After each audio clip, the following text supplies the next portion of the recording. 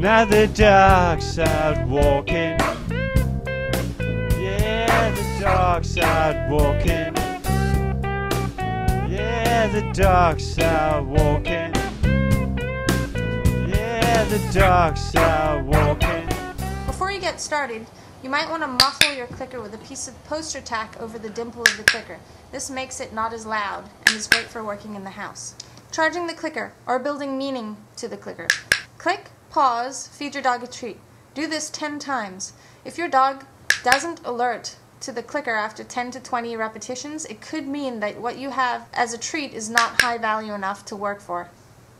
You want to click and then move to give him the treat. Otherwise, he will learn that this is the sign that a treat is coming. You can now use food to get behavior. So I could lure his face upwards, and as his butt goes down, I can click and give him the treat.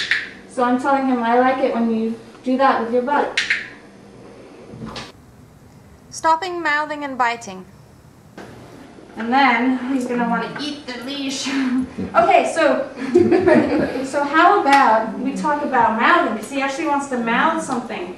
See, all the time. So how do we stop him from doing that undesirable behavior without punishment? Instead, I'm going to tell him what he should do, which is puppers. When he's not mouthing the leash, he gets a click. And now I can wave the leash around. Oops, that was too exciting. Wave the leash around and click him for not eating the leash. Cool. The same would be for your hands. Like most puppies would bite you if you did this with your hands. Mm-hmm. So instead you can do all the same stuff that you would that would usually make him bite you, and give him a click instead for the absence of the bite. You can also use your voice.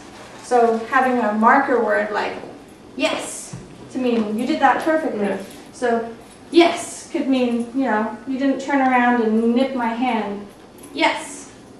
And some dogs, some little puppies, you might only get to do yes, barely touch them because they want to mouth you. This one, not so much. And if you ever want to play rough and tumble games with him, have a toy in each hand so he can play along, because this kind of game is not a fun game for dogs because they want to interact and bite your hands. Yeah, see? So, that's what he does. Yeah, so toy in each hand, then he gets to enjoy it as well. So, hand under chin. He's waiting. I can see already that after the click, he's waiting. Hand on top of the head equals a click and a treat. You can practice all different grooming things. Looking inside his ears equals a click and a treat. Checking his teeth. Are his teeth still good? Click and treat.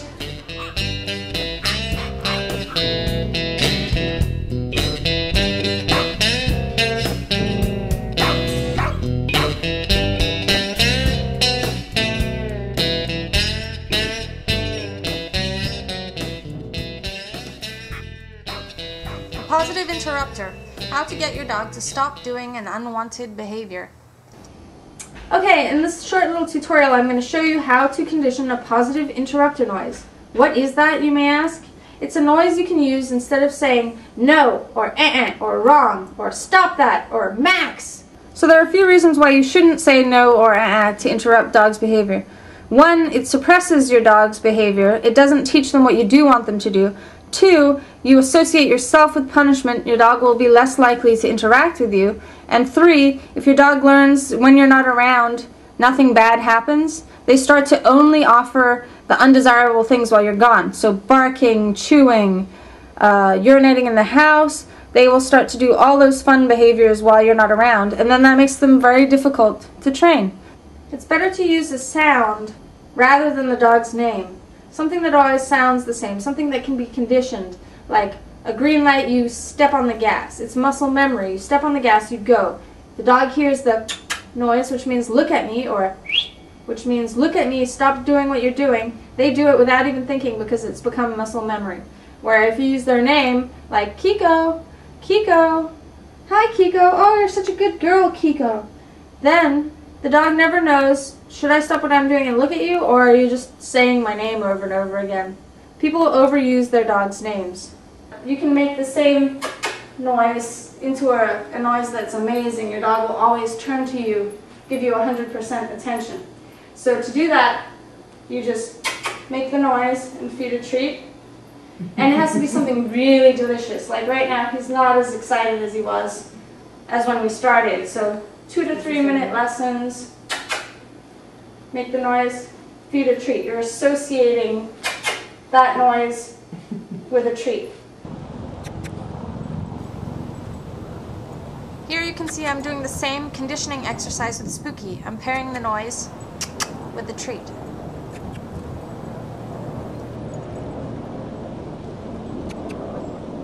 Next step is make the noise and get some eye contact from him. So I'm going to make the noise. Yeah, sí la ve. He looks at you. Yeah, if he doesn't look up, I'm going to make some other noises just to get his attention. So, Yeah, oh, he did look at me. And now the click is when his eyes meet mine. Yeah, de verdad. And now, when he's good at that, you just get longer and longer eye contact. Oh, And when he does something right, you can also pet him as you feed him the treat, so he gets used to handle it. You know, this is great. This means you did a good job. Once you have conditioned the positive interrupter noise, you can now start adding distraction. If your dog ever ignores you, that tells you you've raised criteria too fast or the reinforcements aren't really reinforcing. Go back a step or get better reinforcers. Here you can see I'm working with Spooky and I've added the distraction of being out on a walk. Can Spooky look back every time I make that noise? Yes, good boy. Yes, good boy. No matter how you interrupt an animal's behavior, whether it be nice or punitive, you will still be giving your dog attention. So if your dog catches on that you ignore them 100% of the time except for when they do something bad, and then that's when you blow the fuse or you call them to you and reward them with attention, they're going to start offering those behaviors, those undesirable behaviors, just for the purpose of attention. So to solve that problem, you're going to have to start noticing when your dog is being perfect and paying attention to them then. Don't wait for 5 hours while your puppy's laying perfectly on their mat, or they're sleeping in their crate, playing with their appropriate toys. Don't ignore all of that and then wait till they suddenly start biting your feet to pay attention to them, because they learn, oh my goodness, humans pay tons of attention to me when I do inappropriate behavior.